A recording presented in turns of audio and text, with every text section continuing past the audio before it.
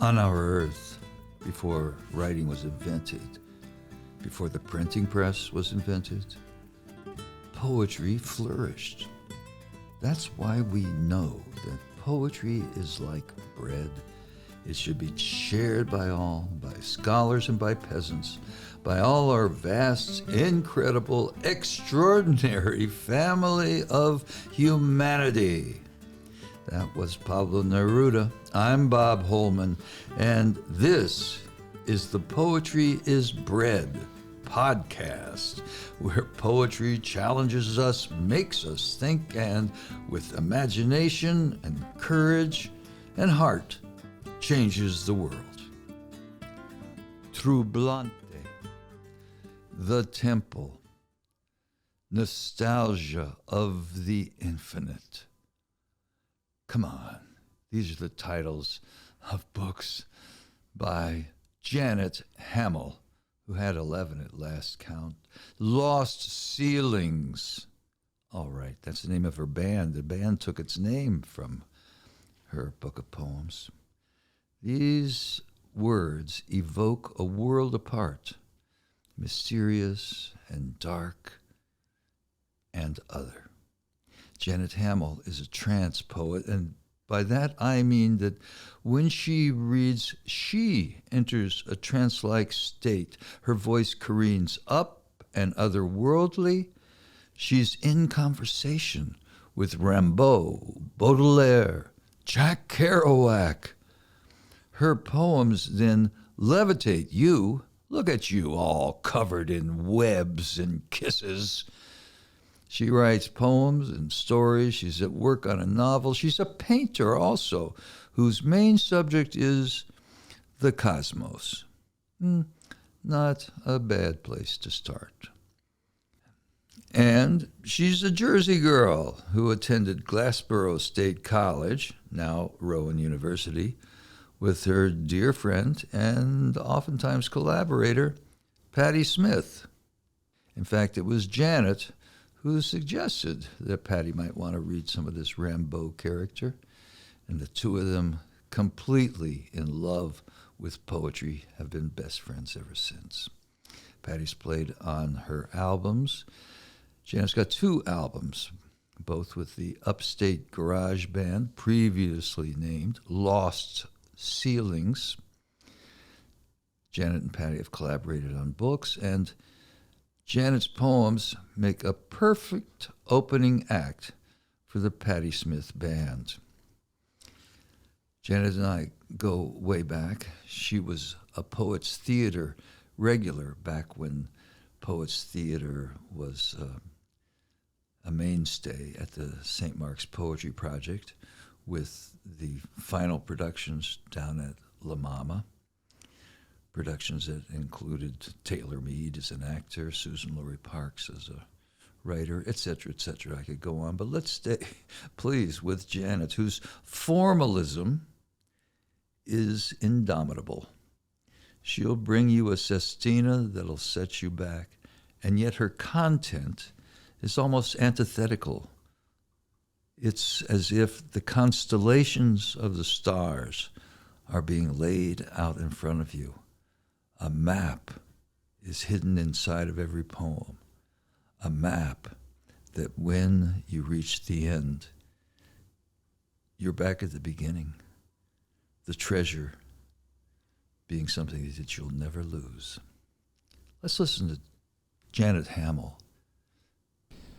So, sitting in the land of poetry, let's talk with Janet Hamill.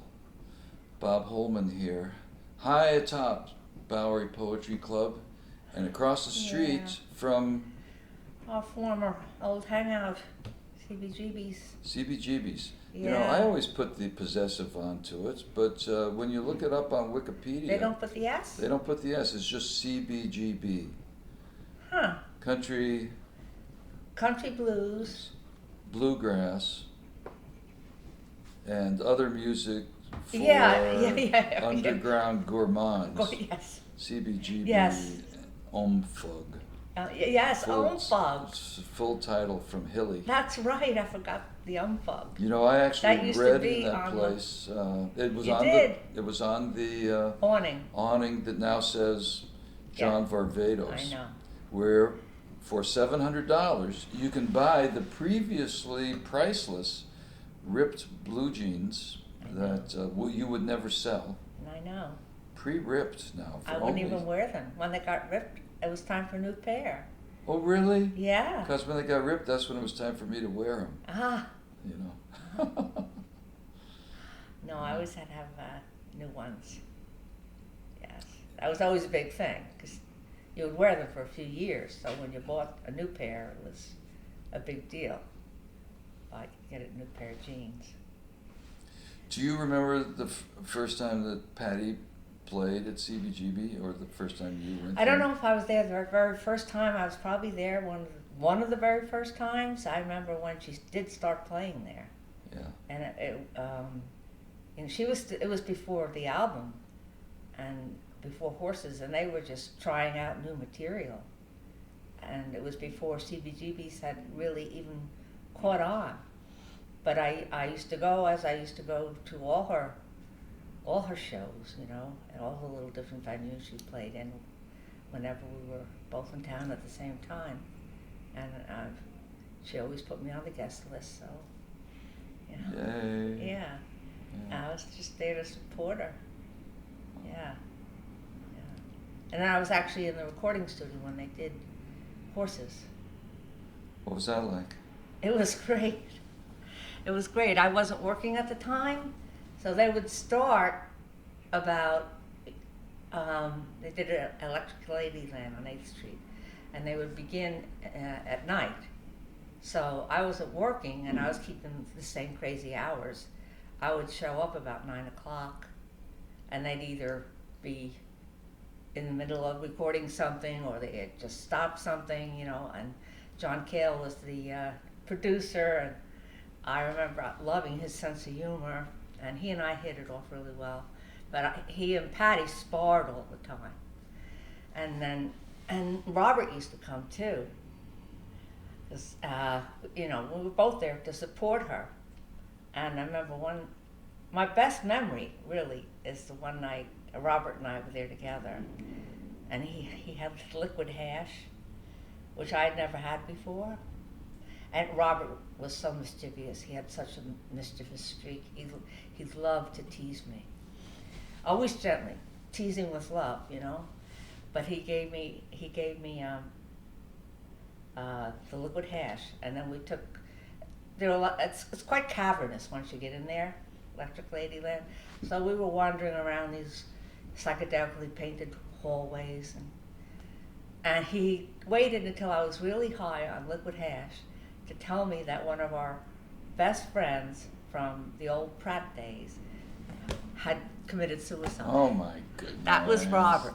That was Robert. What a sense of humor. Yeah, that was Robert. But, you know, I loved him so much, and it was really out of friendship, and it was just mischievous. Yeah. You know, that's him, you know, he would do that kind of thing, you know, but, yeah. Well, so. Yeah, but it was really great. It was really wonderful. What would Cale and Patty be sparring about? You name it, and any little detail. I mean, for one, he to begin with, he wanted I thought the musicians were great, you know, because I was stoned all the time anyway, so, you know, they sounded great to me. But, you know, he was a trained musician from Juilliard. He could tell everything was out of tune, so he wanted them to all go out and get new instruments. So that got everybody all upset, you know. And then she had certain ideas. She wanted me to sing on the album, and as a background vocal. And he said no, he didn't want that, and just all nitpicking, really. All nitpicking. Yeah. Well, let's rewind. You know, let's go back. How did you get involved in poetry? When, you know, what was it? Where were the poems that found you?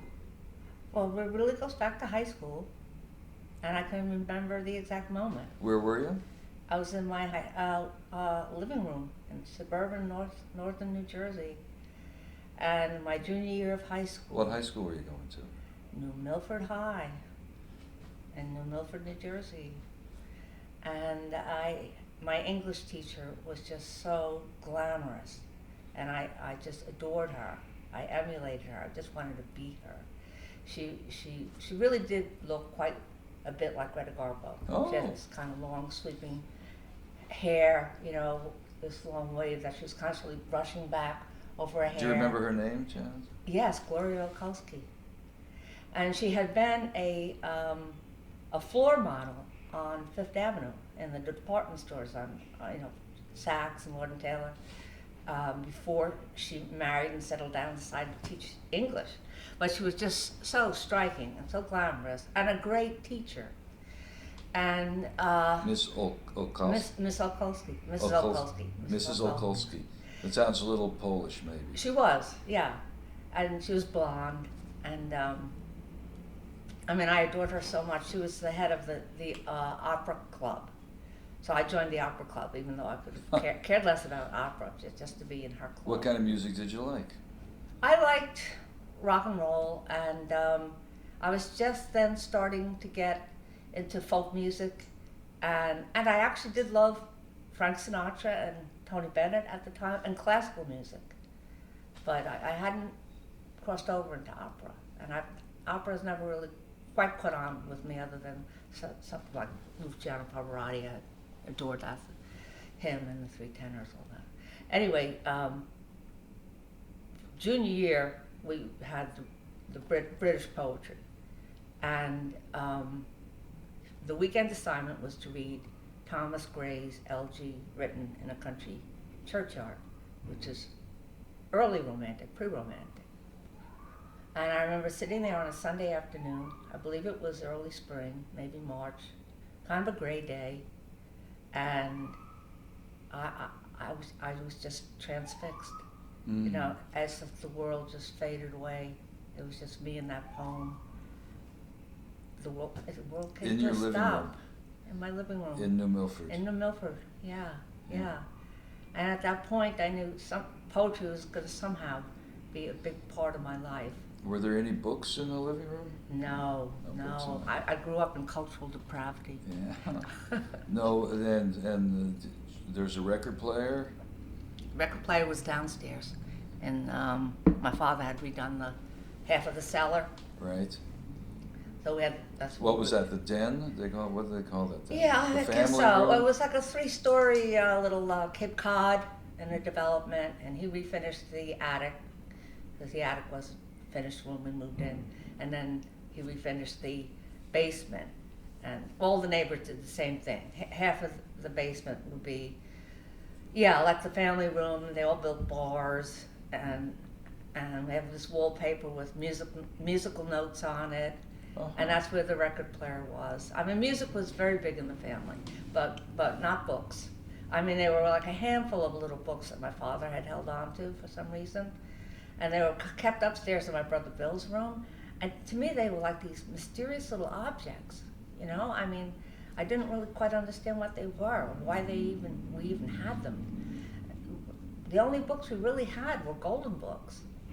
And the only other literature that came into the house was Time magazine. And I remember when it came, it was like this, who was going to get it first? Who was going to get their hands on it first? And you're one of 5 kids. One of 5. And when I got into high school, and my dad was very artistic and very, very, very smart. He could play instruments. He could write well. He could sing. He sang in the choir at the Catholic Church, and he could draw. Could draw very well, so whatever talents I have, that's where it comes from. But so when I got into a high school age, you're painting still, huh? Yeah, I do still paint. Yeah. We used to always get the Sunday Daily News for the comics, and I remember insisting one year in high school, I said, "Daddy, please can we get the Times on Sunday?" So I introduced the family to the New York Times, but I was the only one who read it. No one had it, because it had no comics in it. Yeah. So that's the kind of atmosphere, it's pop culture, total pop culture. And to this day, it's the same. I have one nephew who's kind of taking after me, but it's still a family that just loves pop culture. Yeah.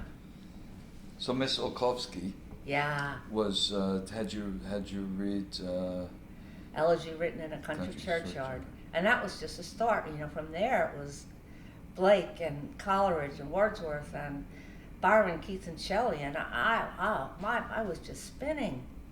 That's, Did you start to write at that point? No, I didn't start to write until college. So, but you were reading a lot of poetry. Yeah. And then you went off to college. I went to college actually to be, become like Mrs. Olkowski, become a high school English teacher. But somebody knew I was so enamored of poetry and involved in it in my own private way, and they pushed me on to the literary magazine. And what college was this? Glassboro State College in South Jersey. And the family had no money. I was the first in the entire history of the family to go to college. My parents didn't want me to go. That was a big deal. I had a guidance counselor who stepped in and told my parents, your daughter really should, go to college. They just wanted me to be a secretary in the city for a little while, and meet a nice man in the office, and settle down and have kids, just like my mother had done. Mm-hmm. So, but I knew that wasn't for me. And anyway, anything on your mother's side? Did your mother have any leanings all towards the really arts? colorful. Her side of the family was extremely colorful. Like my grandmother was in vaudeville, and this is in Your mother's mother. my mother's mother. This is during World War I and just afterwards. And I think I still have a picture of her in one of her tutus and everything. Oh. And she had stockings on, and she always made a point to let you know that she had stockings on. Those are not her bare legs in that picture. But she did. She traveled up and down, mainly from New York to Boston, New York, upstate New York. The family was based in Hoboken and Weehawken in Hudson County, New Jersey. And she was on the stage. Yeah. So did you know your grandmother? Yes. Yeah. She used to sing. Whenever the family would get together, and then they all have a couple of beers, whether it was in the backyard or down in the bar basement, and they'd sing these old songs from the 20s and the 30s. Like, I can't even remember some of them, but she had a voice like Ethel Merman. Ha ha! And she belted it out, she was a character. But my mom, she was just a great person, totally down to earth, but she didn't have she had no desire for showbiz or anything like that, She wasn't going to take after her mother. And she was an only child. She really did just want to have a whole lot of kids. Yeah. So there you are. What was the name of the college again?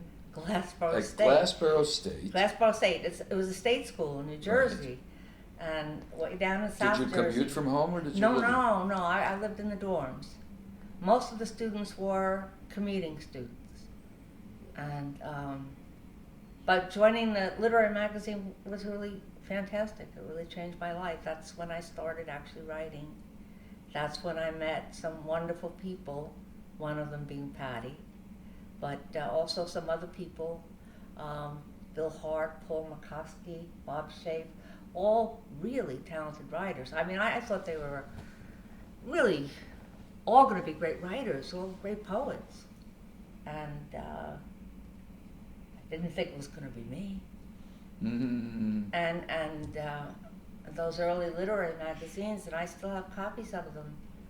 I wrote the poems and Patty did the illustrations. She was an art major. Oh wow! So she wasn't writing back then. But yeah. So how did you first meet? In the office of the literary magazine, And she came up to me. I'd seen her on campus, and she came up to me and talked to me about something. And I was very shy, and I didn't take to people very easily. I just, I was kind of, didn't take to her right away. And then we were part of the beatnik coterie on campus. So we were also involved in theater, campus productions of theater. And I was madly in love with theater too. I even wanted to be an actress, entertained that thought. So were you in some plays? Yeah. What plays were you in? Oh, what is this play? It's a 2-woman play. I forget the name of it. And I was in, I played one of the characters from Commedia dell'arte, Piero and Pirouette. I was in one. I forget the names of the plays. And I think the 2-woman play may have been by Ibsen. Don't know that. But I didn't, I may not be right about the author. But in any event, the one woman did all the talking and I did all the reacting. I didn't speak at all. So I just had to react. But the other play, the characters were from Commedia dell'arte. Something makes me think that was at Edna St. Vincent Millay, if she wrote any theater. Well, I think she did. It was a short play, I believe Wow. so. Pardon me if I can't remember. But Bill Hart directed that one, and he was one of the real talented poets on the literary magazine. And it was one of those things where I really went into a trance and I blacked out. I have no memory of that performance whatsoever. It was amazing. It was amazing. Well, trance is a word that I've used with your work. Yeah, you know? I know.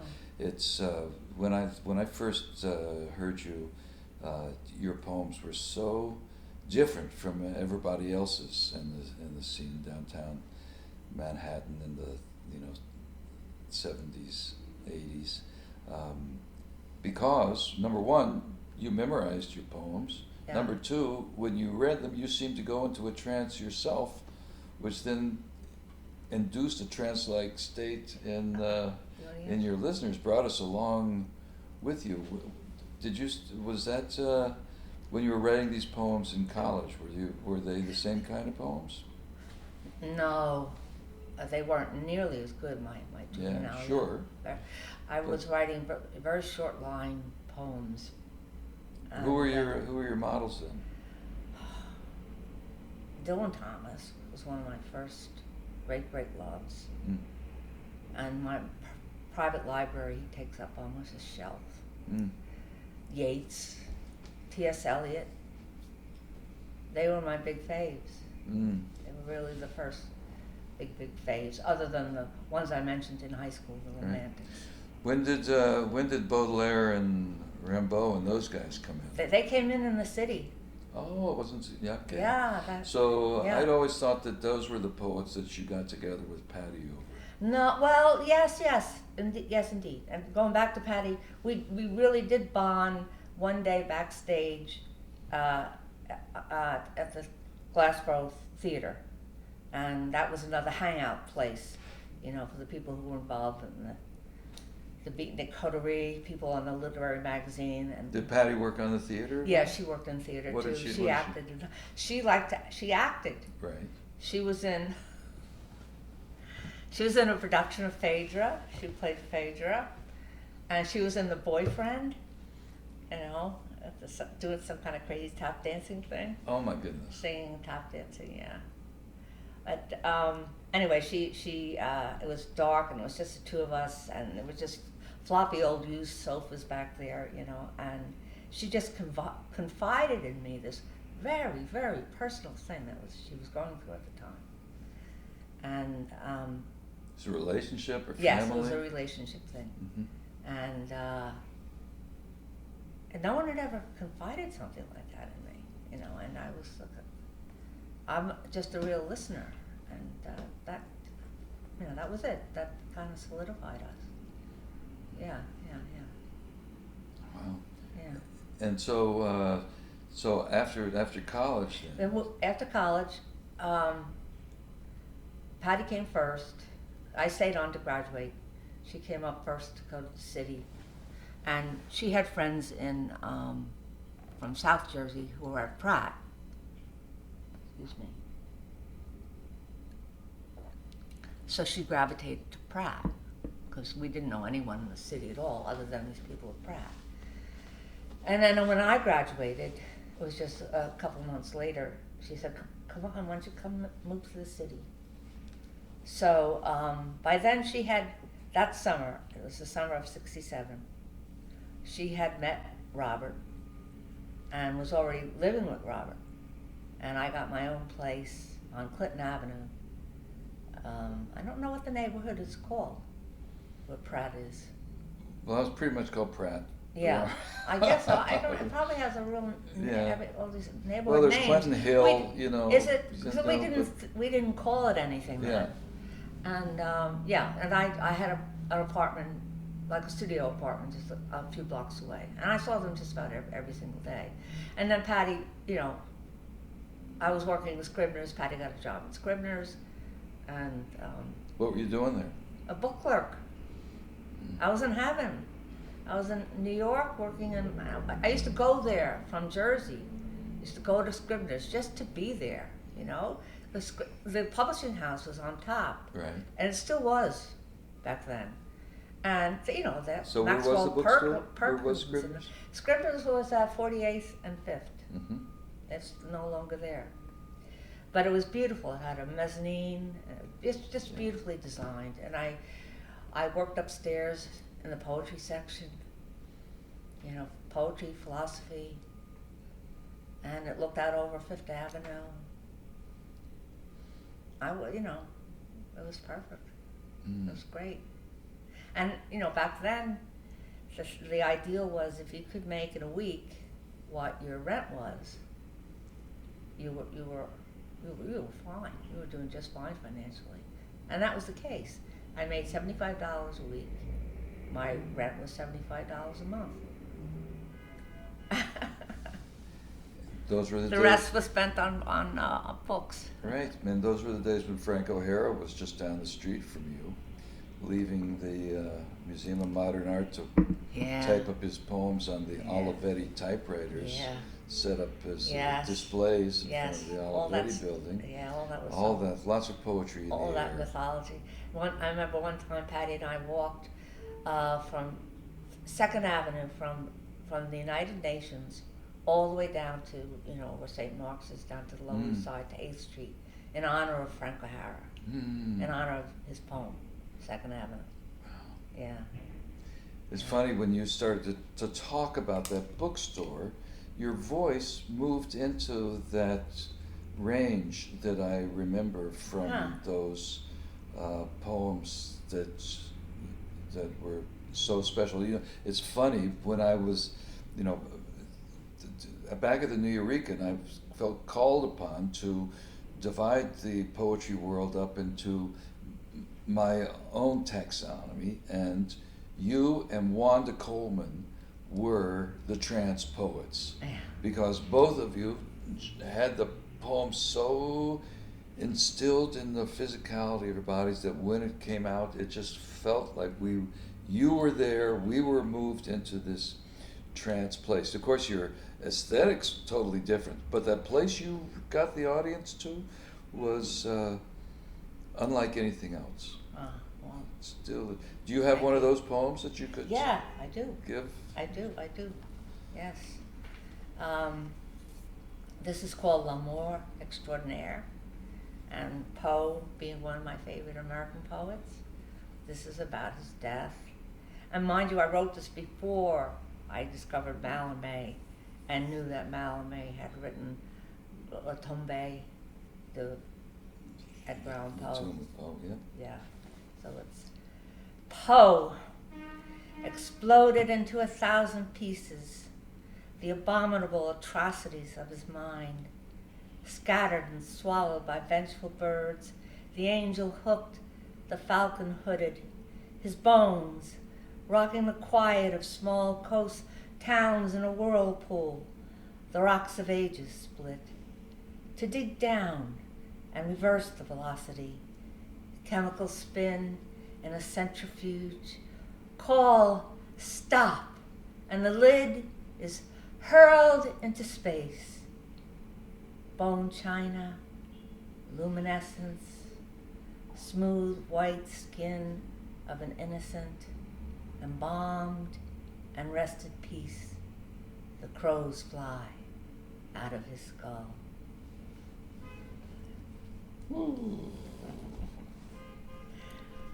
I'm a little older now. Hopefully it still has the same intensity. That's, well, yes, it does. That's an amazing poem, the way it pulls us there. You hear the influences, you hear Yeats in there. By then, I guess I was starting to fall in love with the symbolists. Yeah. But that all happened in New York. I remember first discovering Apollinaire, and it goes back a little to Glassboro. One day, this professor from Temple, Glassboro was the nearest big city was Philadelphia, and the faculty advisor to the literary magazine had gotten this professor from Temple to come over and speak to us, the literary magazine crowd. And he spoke about French literature, the symbolists. And that was my first introduction. And I still have, it's Angel Flores, Little Pink. What was the first edition, paperback, pink, with somebody standing in a green suit over a rail. That's where this whole green suit obsession with me came from, But when I came to the city, I bought Alcools for the first time. And then from there, it progressed into Baudelaire, Mallarmé, Rimbaud. Actually, Baudelaire, Rimbaud. Mallarmé was a later great love of mine. Yeah. So. And Hart Crane. Hart Crane was in the city. Wow. So then that was really the same. Didn't you write a poem about Hart? Yes. Yeah. Was that Sacrifice, or was that a different No, thing? that's not Sacrifice. No, it's called The Lonesome Death of H. Crane. Oh, yeah. And I got the title from Dylan, from Bob Dylan, The Lonesome Death of Hattie Carroll. So, and since his name is Hart, and he's such a heart, and I thought, I like the irony of just saying H. Crane. Yeah. So. But when I discovered him, I just went, I couldn't believe him. I just couldn't believe him. And I know we're not supposed to believe in the Pantheon anymore, but it just touches me that Harold Bloom, who does believe in the Pantheon, considers him the greatest American. It's his favorite American poet. He considers him the greatest American poet, and his output was not much, But to me, he was an American symbolist. They were at that point, and he knew William Carlos Williams. This is in the 1920s in New York. There weren't that many people involved in poetry. Everyone kind of knew each other, but William Carlos Williams took American poetry in one direction. Hart Crane, and most people followed him. The Beats followed Carlos Williams, and not many people followed Hart Crane. Maybe because he was too obtuse. I don't know, but. He's the one. His language is just every word is like a cut gem, Just. Yeah, you hear it in your performance there. I know this is a little bit asking a lot, but do you have Sacrifice? Could you do Sacrifice for us? I do have Sacrifice. That one I have. Yes, that one I would. Which I remember that being sort of the centerpiece of many a reading that you gave in those days. This is totally written under the influence of Baudelaire, when I was really, really at the height of my Baudelaire obsession, And it has nothing to do with him. But it's, to me, somehow I like to think I somehow captured his essence. And if Baudelaire had been alive at the time this was written in the mid-70s, I used to think, I used to hope, well, if Baudelaire were alive now, I hope he would write like this. Mm-hmm. Well, it certainly does seem to channel that, that passion. Yeah, so this is Sacrifice. There's a fire inside the mountain where a puma rests. On the continents of silence, the unfurnished living rooms in space, where now a sacrifice takes place. Behind a land mass of skeletons, the ice floes creep, long lines of leopards in the snow. It's time to go, to keep the logs keep burning in a hailstorm.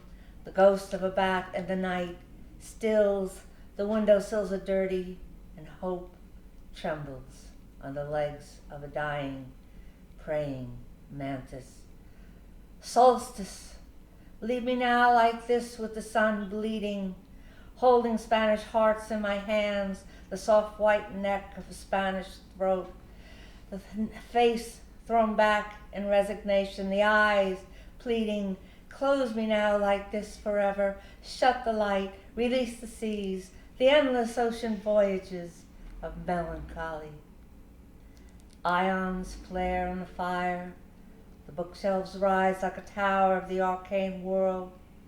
You cling in a silk cocoon of a yellow sheet, like a wing of Baal's angels, the ancients press on your skull like a tumor, the manuscripts curl in a flame, and I light a light in the darkness. The cigarettes drop to the floor, and they reappear, the long lines of leopards in the snow.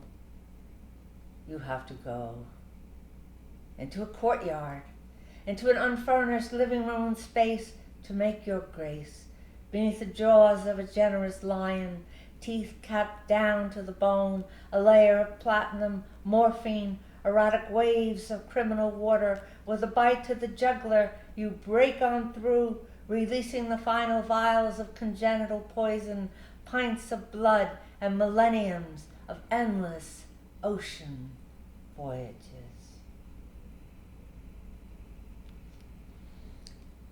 Wow. I don't know that there's any. I guess you could say that Philip Lamantia maybe, and that surrealism of that might go, but nobody touches that poem, Janet. That's really.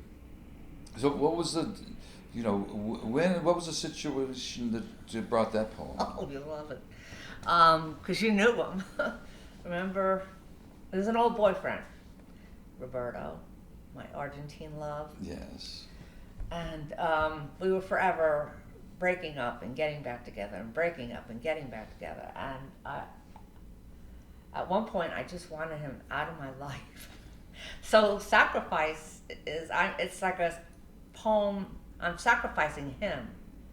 He's the person whose eyes are pleading, close me now like this forever, shut the light, release the seas, the endless ocean voyages of melancholy. Mm-hmm. And that's what brought it on.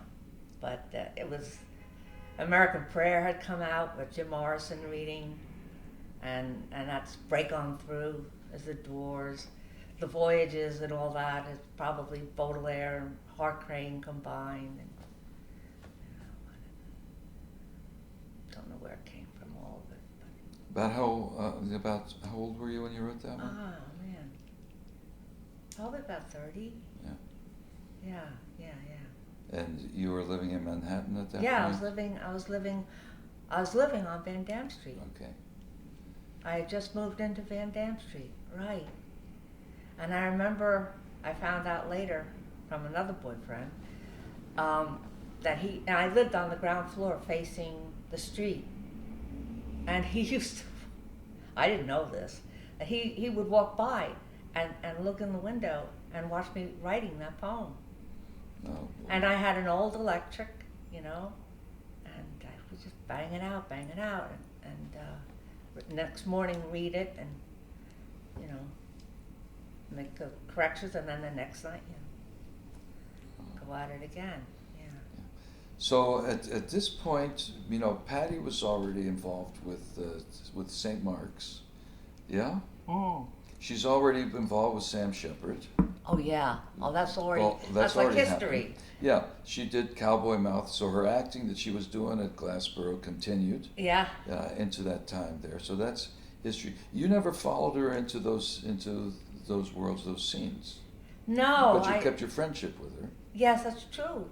That's true. It is quite amazing that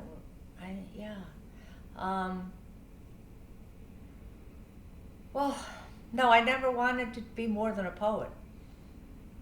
In fact, Patty even encouraged me. She said, "Why don't you work with a band?" This was when I was in the city. Mm-hmm. And I said, "No, I don't." She said, "You know enough musicians. Why don't you put a band together?" I said, "No, I didn't. I just At that time, you didn't. I didn't at that time. Yeah.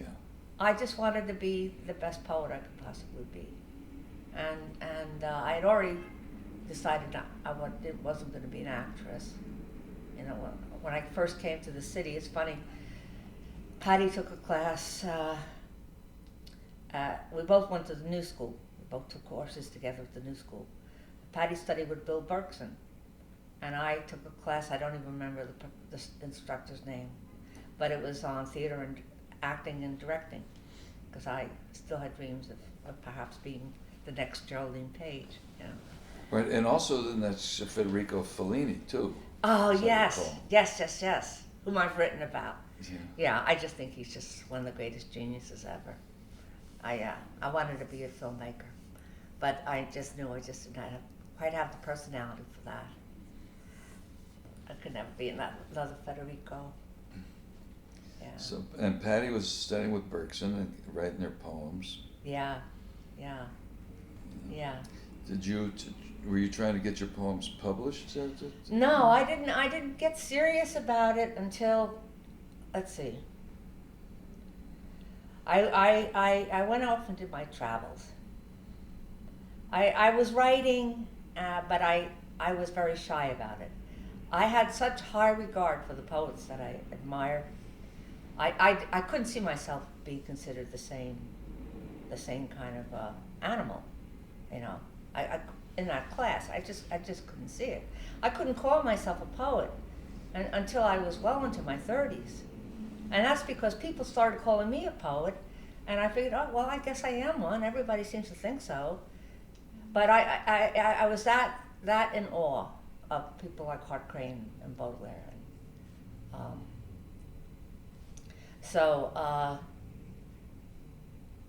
Yeah. So you started to travel. Yes, that's right. I'm sorry. Yeah. So that was my first great love. I wanted to see the world, because I really believed all this from my romance about being an artist, that you had to see the world. You had to have as much experience as possible, as far as relationships and seeing the world, so that your life was rich, so that what you had to write about was rich, so that you weren't writing from an ivory tower or in a bubble, you know. So, and one of my favorite films, probably still to this day, is Lawrence of Arabia.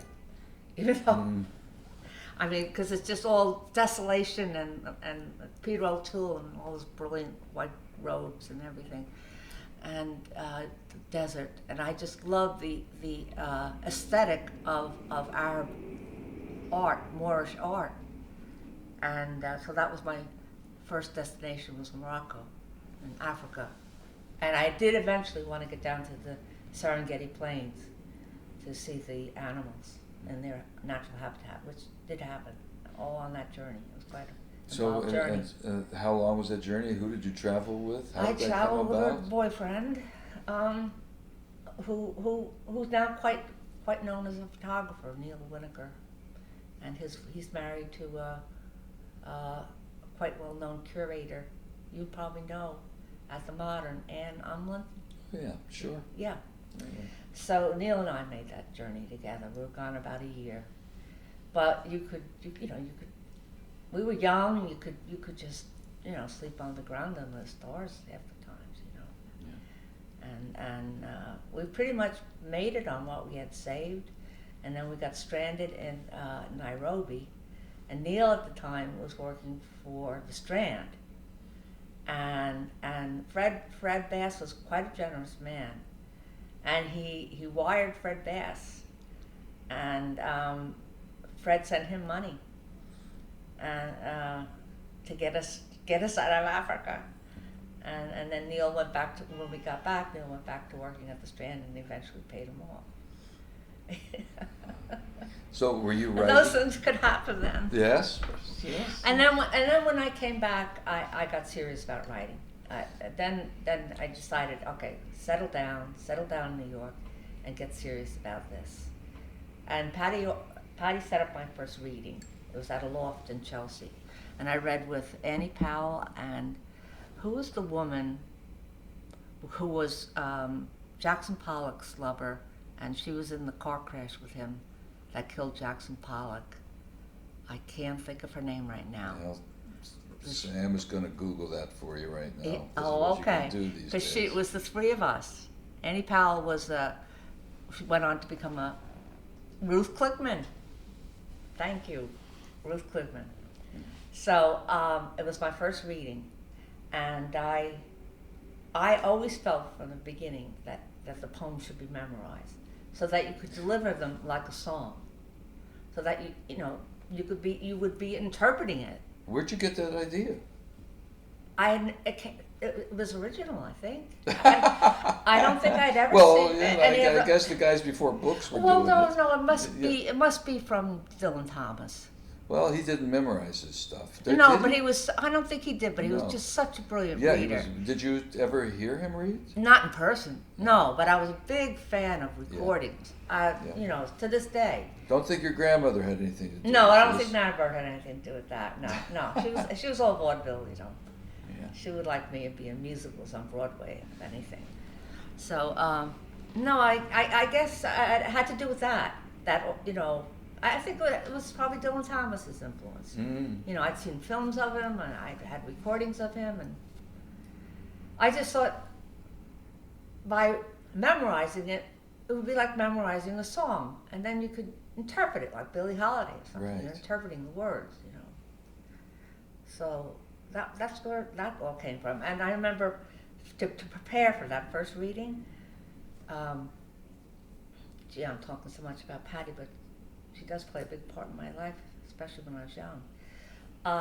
Patty's sister, Linda, was living at the time on 10th Street. She had a tiny little studio apartment right down the street from St. Mark's. And I lived on St. Mark's Place. And I would go over every night for a week and work with her. Memorize the poems, read them out loud to her, memorize, every night we worked.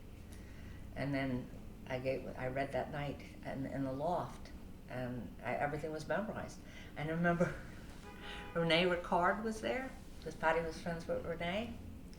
And he came up to me afterwards, he said, "You're going to be a star." Well, Rene knew. He was a great judge of talent, that dude. Yeah. He was a sweetie. So I'm assuming that maybe the Poe poem and Sacrifice were in that reading. I don't know. Had you? Not Sacrifice, but Poe. Yeah. I know that was written, because that was written right after I came back I lived in San Francisco for a year, and the end of the Haight-Ashbury thing, and then came back to New York once again, and settled in New York to save money to go to Africa. And I was with Neil then. That's when I lived on St. Mark's Place, and that's when that poem was written. So were there poems about Africa in the reading then that you did? No. It took a while. I think the first poem about Africa was The Big Sleep, which is in the temple. Most of the temple is about Africa, and things have to seep into me. I can't write really when it's a fresh experience. It just it has to distill, I guess, like wine. And that's then, what makes knock so incredible is the way that all of your travels seem to have been distilled finally into a book that took decades, you know. Yeah, For the most it's recent true. book. That's true. Yeah. Yeah, it's always been that way. If I write something raw, so to speak, it's just I can't. The language isn't good enough. You know, the emotion may be there, but I don't have enough control over the words. So what were the other trips then, as long as we're doing the travel? Oh, back and forth cross country a Right. great deal, which I loved. I just loved that. And down into Mexico, and Was that where did Troublante happen? Troublante, I took that title from Fuentes, Carlos Fuentes. He had a line in one of his novels, Troublante, and it's a Mexican slang word apparently. And he said, "Lord, I forget what language I'm speaking," and I was just so influenced by poets from non-English speaking poets, and yeah, like Palenque. There's something about Palenque in there, and there's something just generally there's something about an iguana in there. Did it have to do with the Mexico trip? Yeah. Yeah. That was in Troublante. And then the African poems started to come out in the temple. Yeah. And what about Like Lost sleep. Ceilings? What was happening in there? Lost Ceilings, that's my homage to New York. And I love the prose poem. And What are you calling? Well, you're looking at the book. You're pulling out something. Why don't you read it for us? you want me to read it? Okay. Sure. I'll read, this is the title poem. And this is about a certain period in my life in New York when I was living alone on Van Dam, first on St. Mark's and then on Van Dam. I had a certain lifestyle. I would either work in a bookstore, or for years I worked in Cinemabilia, the film bookstore on 13th Street. That's when I was on Van Dam Street. And I would work all day, you know, surrounded by film books and memorabilia, and come home and write.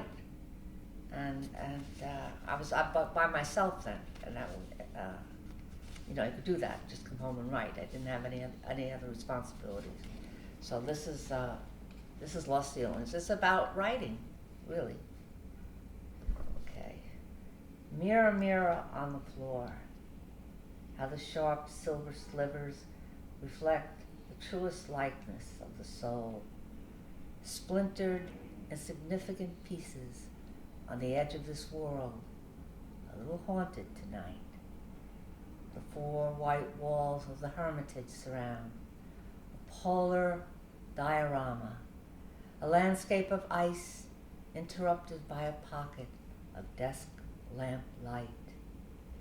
In the hand of an anchorite, a lantern, Fra Angelico's Annunciation, the Horse Nebula, composed of gas and dust, the pyramids of Giza. Picture postcards, circumscribed by amber glow. Picture postcards left behind at the entrance to an uncharted network of inland seas, soaring wings over choppy water, away from this world. The genie of the alphabet rises out of the typewriter with his rosary of fire, 26 beads of blood for 26 letters to fly in the face of finitude. Half obscured, the telephone receiver lies on its side under a Mexican shawl, muffling its sound. Such solitude as afflicts the room, tilted on an angle, unassailed on the cusp of darkness.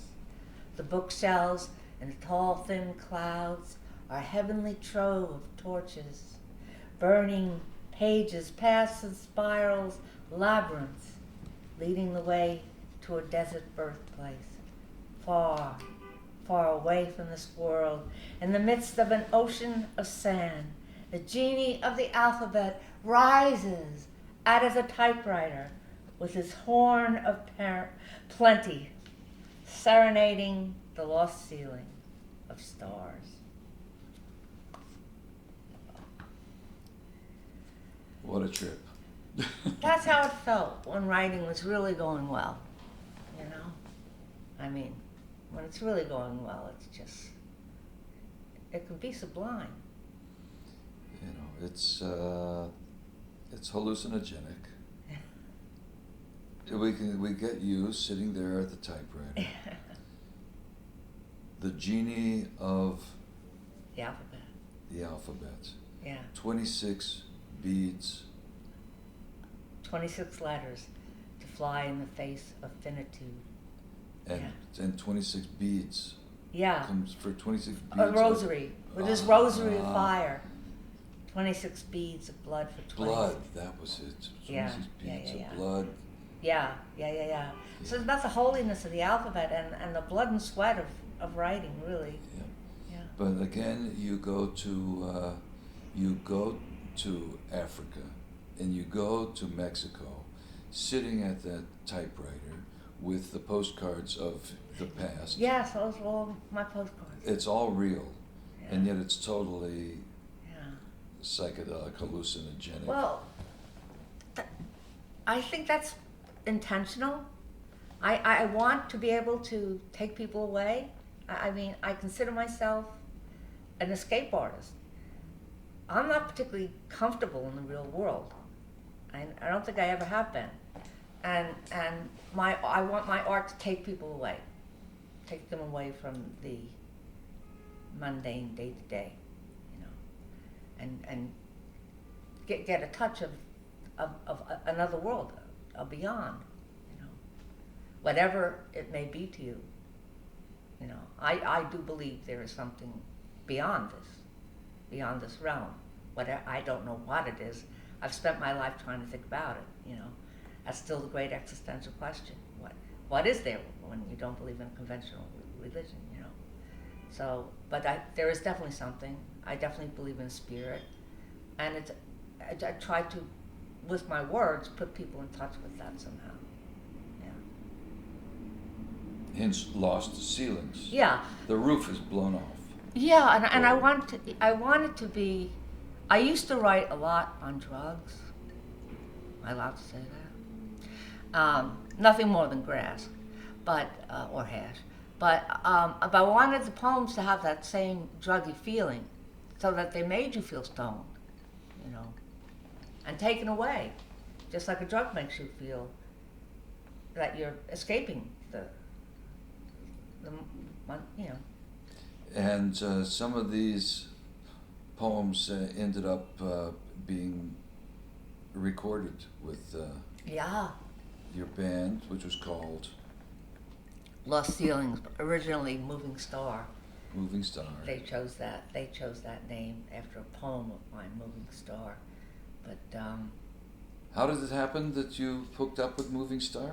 Again, dear Miss Smith gets involved in this too. Hi, chaps.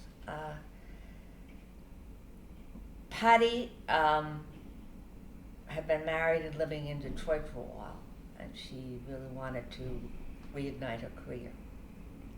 So she managed to get a gig at Summer Stage in New York. She actually asked me to open for her. So, you know, to me, you know, with this love of, you know, being an oratory poet, I was in heaven, you know. I'd also seen, a friend had taken me to see Andrei Vozhinsensky one night, whom I know, who Ginsberg had brought to New York. And it was at a church in Gramercy Park.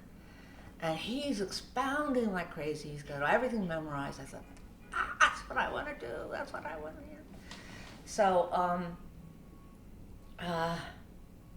I opened for Patty. There were like 3,000 people at this reading, at least 3,000. And I get up to the mic, and all the poems are memorized. And I couldn't have been happier. You know, I mean, you know what it's like to read to an audience that big. It just feeds you, right? you just float on it. It energized. It's just amazing because we're used to reading in little rooms to handfuls of people where that kind of projection seems so inappropriate, you know. But here I was able to do that, and I loved it. Anyway, in the audience that night were two of the fellows from the band, and by then I had moved upstate, and they were real Patty fans. And one fellow, Bob Torcello, I was working at the time with a little library in the town of Goshen, and at the time we had a little bookstore in the town. And he went into the bookstore and he said, "Do you have anything by Janet Hamill?" And he had no idea, you know. And the woman who ran the bookstore, her name was Jill, and she had a separate section of local authors, you know. And she said, "Oh, Janet, yeah, she works just right down the block at the library. Her book's right over there." So he came into the library and introduced himself and everything, and he was very persistent. I still had at the time, I had started writing fiction. Most of the tales in Tales from the Eternal Cafe I had started back then. This was in the 90s. And I had no interest in playing with the band. And he kept, you know, he was very persistent. So he came to the library. Let's get back there. I want to know what happened. What did you think when he came to the guy shows up at the library? Is that right? Yeah. I thought, oh, well, that's nice, you know. And he thought, you know, he wanted to buy my book, and he was really impressed by my reading. And of course, I was flattered, you know.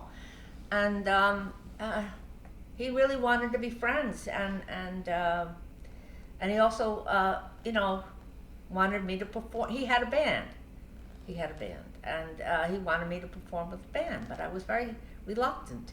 But he brought me one time. He would bring me different things to listen to, you know, to try to persuade me.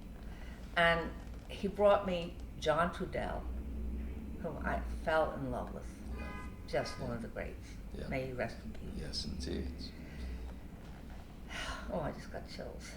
Well, he was, you know, except he was so fun. I would say trance poet maybe, but except he was so funky, you know. I mean, a shaman who lives in his pickup truck, Yeah. Trudell, you know. Oh, what a great voice. Great voice. And great writing. musicians. And, you know, he truly writes about other realities. Yes. You know, Yeah. as well. Oh, I'm getting very... Though he's also really political. Yes, in his extremely. work, you know. Right, he goes back to the Wounded Knee. Yeah, well, and he's Situation. a Standoff. founder of the American Indian movement Yeah. when he was in jail at Alcatraz. Yeah, You know. yeah. Wow. Yeah. So that really moved me. Yeah. And then the other record that was really the clincher was Kick's Joy Darkness. A line from Kerouac. Yeah, exactly, yeah. And you may have, I don't know if you have the CD. Yeah. But it's all different people, a lot of them rock and roll people, reading Kerouac. Yeah. And I thought, well, God, I can do that. You know, because the music, no matter who the musician was, like Patty has a piece on there. I think Michael Stipe does something. John Cale does something. I think Nick Cave does something. All kinds of people do things, and none of it overpowered the words. That was my main concern, that the music not overpower the words. So that kind of did it for me, and I said, okay, I'll try it. And I remember driving to my first rehearsal. We stopped at Jay's house, and he lived quite a bit and further west and north, and more in a rural area than I was, even though I was upstate. And I'm driving up there thinking, I felt really nervous. I'm thinking, what are you getting into? What are you doing? And it just seemed to work. Yeah. And we did it for quite a while. But it got to the point where if it was going to go any further, if the project was really going to go beyond what it was and become really, really successful, I was going to have to sing, and I was going to have to start writing in rhyme. And I didn't want to do either. Mm. And I remember you, when you had Mouth Almighty, when you first signed me to record for Mouth Almighty, you didn't want the band. You wanted me to work with ambient music. Yeah. And it took me a long, long time to come around to, that was my conclusion. So now my ideal would be to somehow live work with somebody who can do ambient. Because I like having another person on the stage with me. I know people work with, boxes, they put a Right. box up there on the stage next to them. Seems to work for them, but I'd rather have a person, 'cause it relaxes me, it takes away from, the onus isn't just on me, if they get tired of looking at me, they can look at the musician or musicians, and it relaxes me. So with the band that Moving Star first. Yeah, we had a hiatus for a while. And then do you put out an album with Moving Star, one or two? Two. Two with Moving Star. Two, yes, yes. The first one was Moving Star, self-titled, Moving Star. You were executive director. Lenny Kaye was the producer. You were executive producer. And we recorded that. Lenny wanted to do analog. So we did it in this little shack. It wasn't more than a shack. Out behind somebody's little log cabin. Up on the top of the mini Waska Preserve outside of New Paltz. And we did it. It took us a long time to do it because we were dependent on Lenny's schedule. So whenever he had a few days, unfortunately he was separated from his wife at the time, so he had free time when he was home, and he would come up and we'd record. And then the second one is Genie of the Alphabet, and that one we produced ourselves. Yeah. And Lenny played on it though, and Patty played on it, and David Amran. And you sang. That's right. We sang. Yes, we did a We duet. sang. I came here and we sang. I came to Duane Street. Yeah. And you were heading the next day. You and Elizabeth were heading to Denver. You were going out for Naropa, Mm-hmm. and you had to leave. Your plane was at 7, and I didn't know how you could possibly do both, record that piece and still get some sleep and get on a plane. But you can do things like that. Was that Flying Nowhere? That was the poem for 9/11. Ah. It was just what is it called? Comes back. Comes It's, around. That's published in Body of Water, which comes out of Bowery Books. Yes. Wonderful, It's, a in wonderful memoriam. book that has photos by Patti Smith in it. Yes, that's right. Where is it? I should just look at the index. That would be a good idea. It had a very simple title. Fellini is in there. Fellini's in Kerouac is in there. Mm-hmm. Such a great piece. Oh, Byron's timesheet.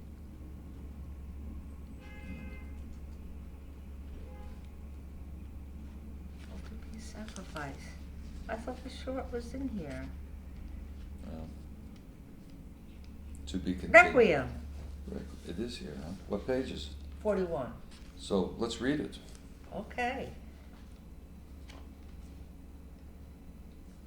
Actually, Ron Colm. Sure.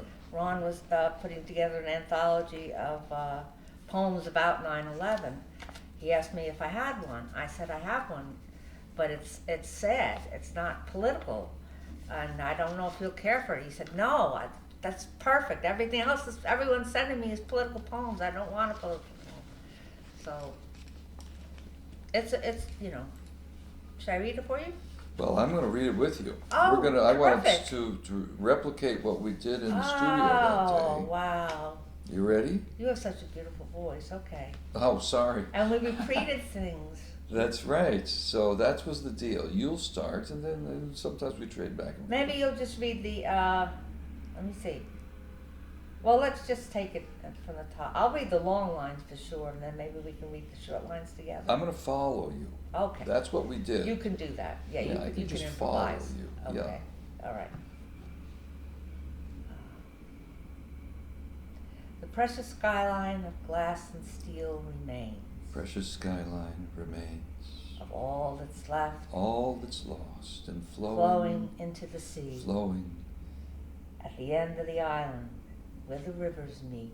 Where the rivers meet. The candles burn for The so candles many. burn for so many. Doves crowd the branches. For so many doves. Of the blue gardens tonight. Blue gardens tonight. In every park, on every corner, a fine curtain of dust settles on the altars of the open city. Photographs and the sweet, heavy fragrance of flowers. Sweet, heavy fragrance.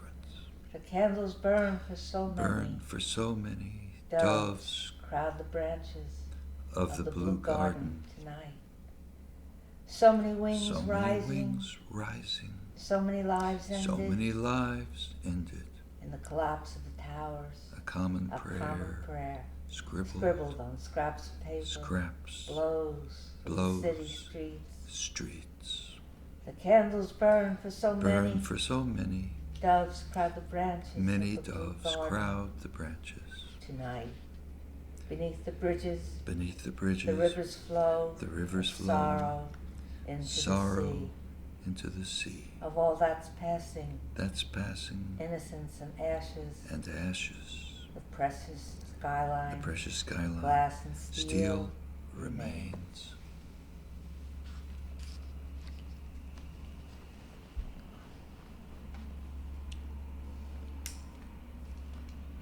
So where did the band traveled, as I recall, went to Europe? We didn't go to Europe. We went to Seattle. Didn't go to Ireland? No, they didn't come with me to Ireland. Oh. There wasn't money for that. No. No. So went to Seattle. Seattle. We did the Andy Warhol Museum.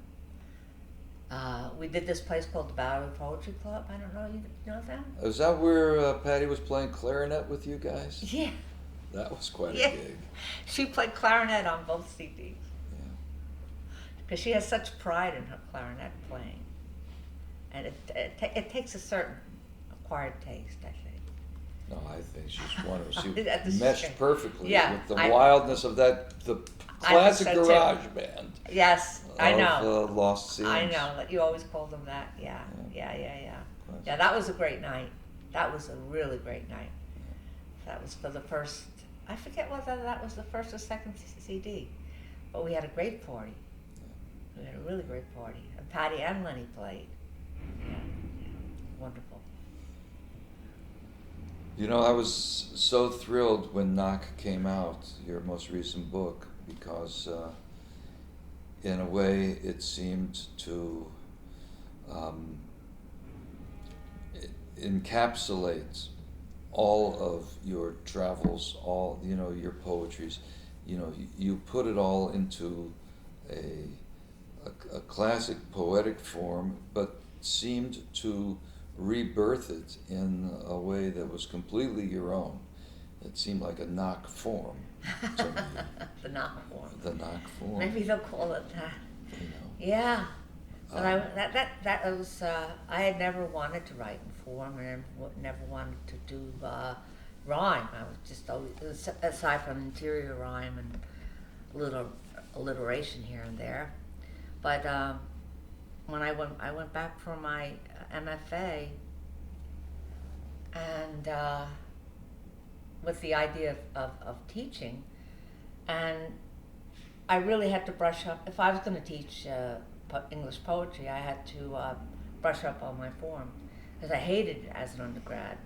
I pretty much slept through it. I think I was lucky to get a C in Survey 1, you know, and so I took form one semester, and that's when I was introduced to the pantoum, and I just loved the looseness of it. I loved the repetition of it, and the fact that it didn't have to rhyme, and the fact that it's from.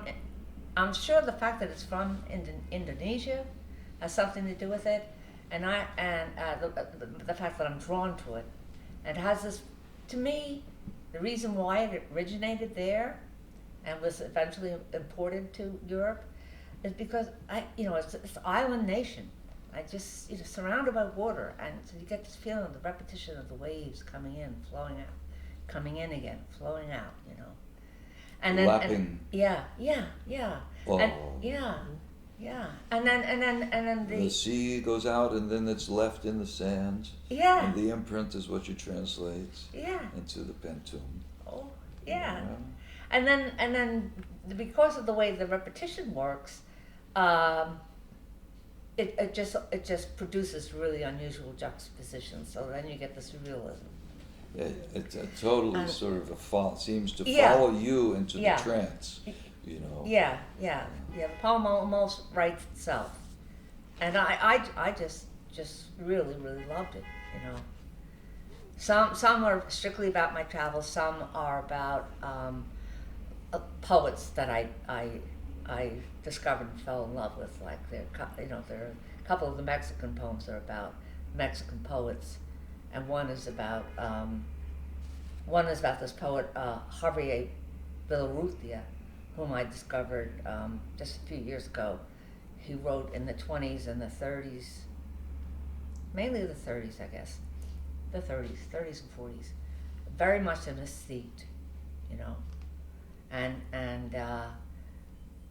he writes about statues all the time.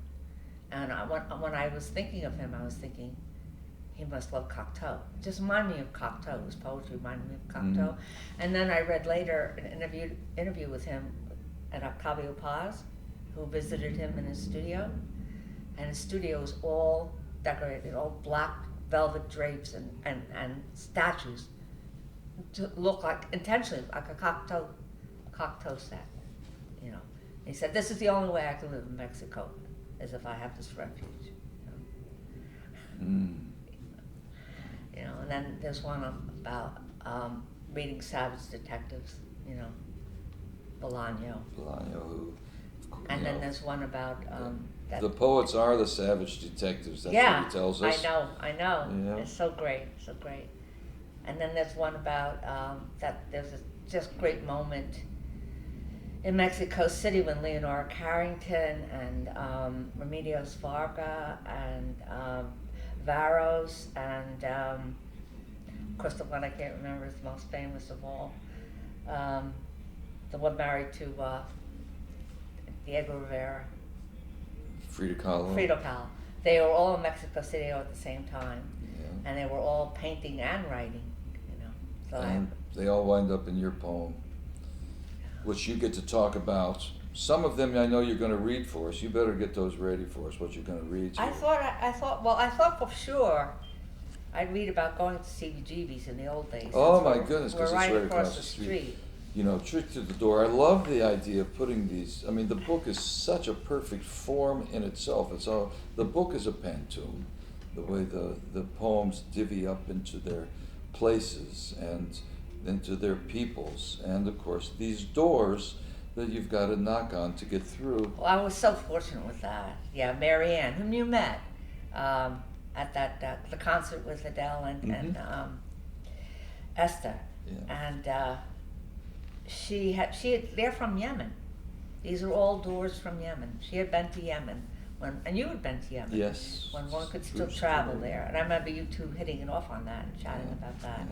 But they look enough like North African doors where I was, and she very generously let me use them for the book, and the publisher was fine with that, and it worked out really well. And I think I explain in the preface that, or forward, that the idea for the book came in a dream. A lot of ideas for poems and books and tales come from dreams. And this was a dream in which somebody gave me a 45 RPM in a little paper wrapper, plain brown paper wrapper. And, you know, 45s, I guess they don't have them anymore, but vinyl 45s, there would always be a cutout in the middle of the paper, and you could see the label inside. So the label was the color of what we associate with sub-Saharan Africa. It was black background with yellow, green, and red, and it was called Knock of Africa. That was the name of the record. But the music was not in any way African. It was contemporary European electronic music. And the only thing I can think of as to why it would have been that kind of music was because I was listening once again to Eno, Brian Eno.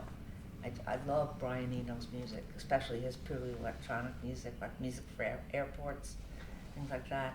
And he's one of the few writers that I can write my own work to while I'm listening to his music. So I've been listening to Eno, and that's all I can think of, you know. Wow. So I started that. That was the first series. I wrote the section called Knock of Africa, and then somebody suggested, well, why don't you just extend it? And so that's why it's broken up into all those different sections. Yeah. Yeah. Well, it's an amazing travelogue of a book, and I didn't know that Knock of Africa came out of a record, a 45 in a Dream, Yeah. whose label belies the music. Yeah. And those were very early 45s that came where you had a generic Yes. sleeve. Yes. As I recall, the very first 45 I ever bought was The Lion Sleeps Tonight. Ah. A Weem Away, a Weem Away.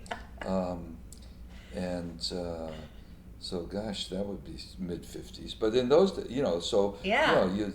they just slide the Oh, vinyl yeah. into a. They were green. The thick paper. Yeah. Generic. Yeah. Yeah. This is before they had artwork Well, on one of those label my covers. oldest brother, he introduced rock and roll to all of us, and he, then it was doo-wop, Mm. and there was a little record store in a neighboring town, and you could walk to it, and he would just come home with all these little 45s. That's how they looked back then, and being young, it just makes such an impression. Yeah. An impression that can last a lifetime. Infiltrate your dreams. Yes. to And this result day. in a A book. book. Yep. And so tell me something I can hold on to. Okay.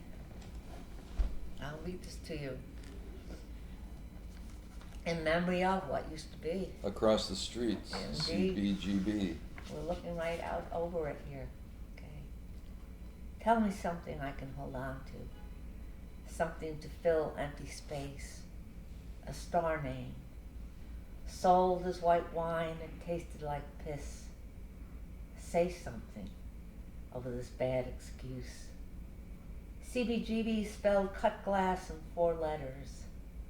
Transcendence is a 13-letter word.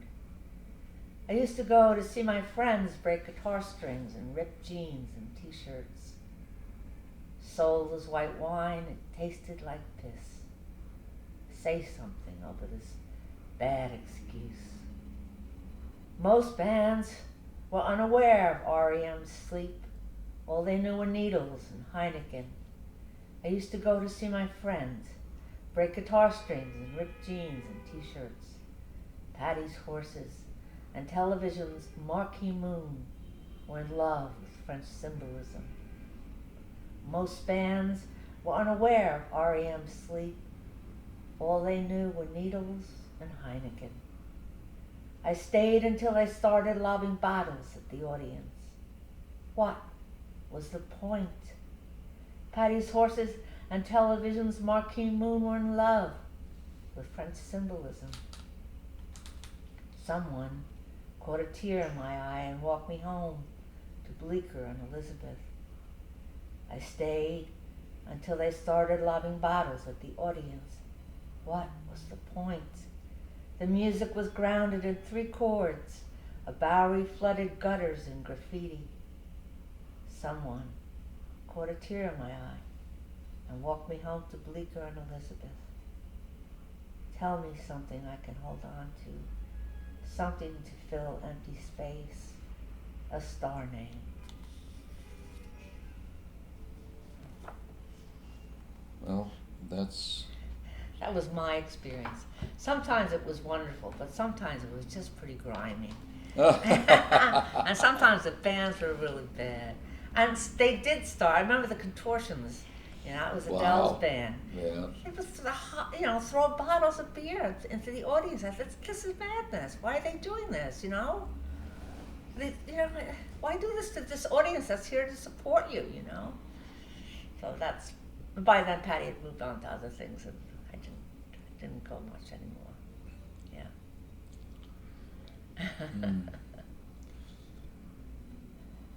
Well, I like to say that the Bowery Poetry Club is across the street from CBGB, but that kind of, with it being gone for 10 years now. Is it that long, really? Well, something like that. Yeah. Something like that. Yeah. I remember the last time, I haven't been in it since its current incarnation. The last time I was in it, it was no longer the bar, but you could buy CBGB's memorabilia. Little onesies, baby onesies, and T-shirts and all this stuff. That's what moved to Las Vegas. Yeah. You Okay. still can Yeah. go there and buy your T-shirts. I'm sure they sell a lot of T-shirts. Yeah. Well, it's the real thing. Yeah. Yeah. Right. Oh. Right. So, what are you working on now? Well, I've gone back to fiction. I really love fiction. It seems to suit me as I've gotten older, and I like making up characters and stories. So I'm working on my first novel. That's what you seem to be leading up to. Yeah. Can you tell us what it's about? Well, it's actually just like Knock is pretty much one of my most autobiographical writings. It's kind of autobiographical. It takes place in New Jersey, where I was born and raised, and it takes place in a boardwalk town down the shore. And it's a girl from North Jersey, such as myself. It's coming of age thing, so it takes place in the late 60s. So there's a lot of that culture, especially the music and the pop culture. And her mother dies, and her father remarries very quickly after her mother dies. So she runs off with a carny, whom she meets at Palisades Park, whose family is based down the shore, further down the shore. And they work the boardwalk, that's their life. So she moves in with him, and his grandmother, his family can't stand her, because she's from a middle-class family in northern New Jersey, and they're all semi-gypsies. And so, but his grandmother, the guy she runs off with, really likes her, so they move in with grandmother. And the grandmother, her name is Madame Bogart, and she has a fortune-telling booth on the boardwalk. And she dies. You want to hear all this? This is just the basics. I'll just tell you the initial part. She passes away. She feels this real bond with Claire, who is the protagonist, the heroine, what have you, and feels a real bond with her, and thinks that Claire is clairvoyant. Ah. And Claire, this is all new to Claire. She's never heard of the occult, really. She thinks a lot of hodgepodge, but she likes Madame Bogart. And Madame Bogart dies, and before she dies, she loves Claire so much. She wants Claire and Marco, that's her boyfriend, to get married. So they get married, and then not too long after they get married, Marco dies. Oh, of a no. mysterious death. A mysterious death, indeed. And in his will, it turns out that Madame Bogart had left everything to Claire in the event of something. She had left everything to Marco, but then should something happen to Marco, everything went to Claire, including the fortune-telling booth on the boardwalk. So Claire doesn't know what to do. She's in such a dilemma. She doesn't want to go home. She doesn't want to stay in Jersey, in the boardwalk. And her next door neighbor, who was a drag queen, And he's really her best friend, and I love him. He's Richard Dombrowski, but his stage name is Stelladoro.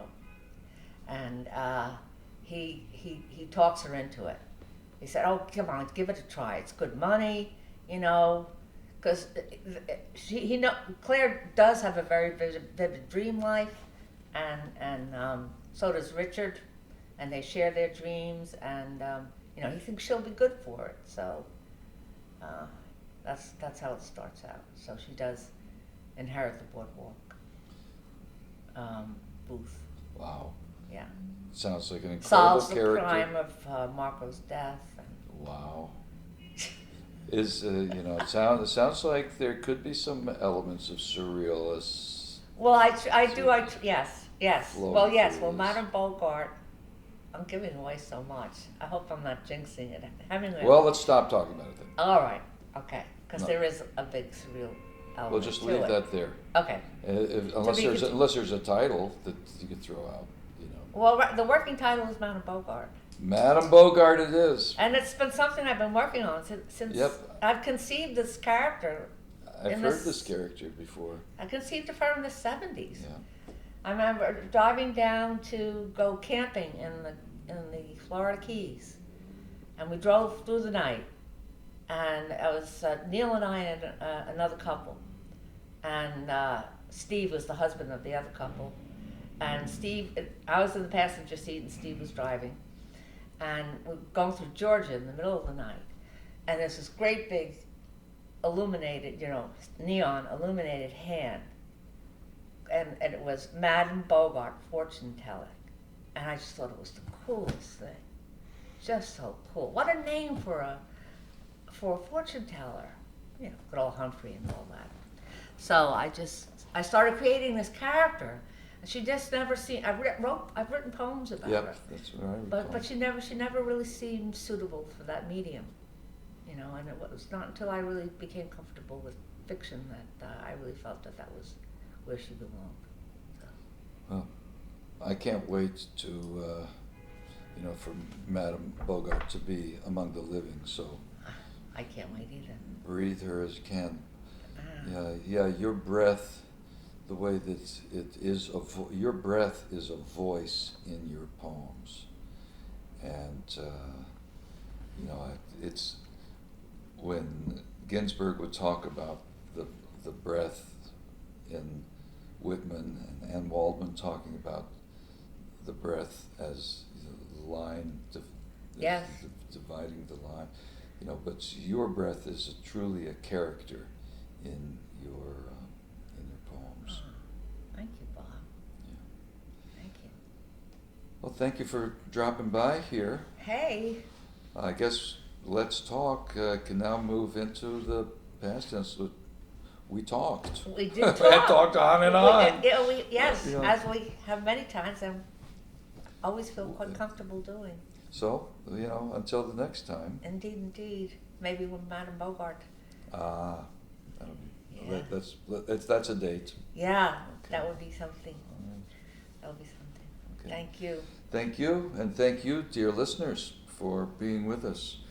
Janet Hamill here in the Bowery area, where it was eerie and cleary as Claire became voyant with Janet Hamill.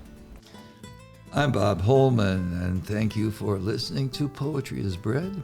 Subscribe to our podcast to get notifications of new episodes. Check us out at BoweryPoetry.com. The podcast is co-produced by Ram Devanini and Flavia Roja with Retaplax. Artwork by Fabian Ceruleo. This podcast series is funded by National Endowment for the Arts and New York State Council on the Arts, the Governor of New York State, and the New York State Legislature. Thank you all. Thank you all for listening. Poetry, it goes in one ear and stays there.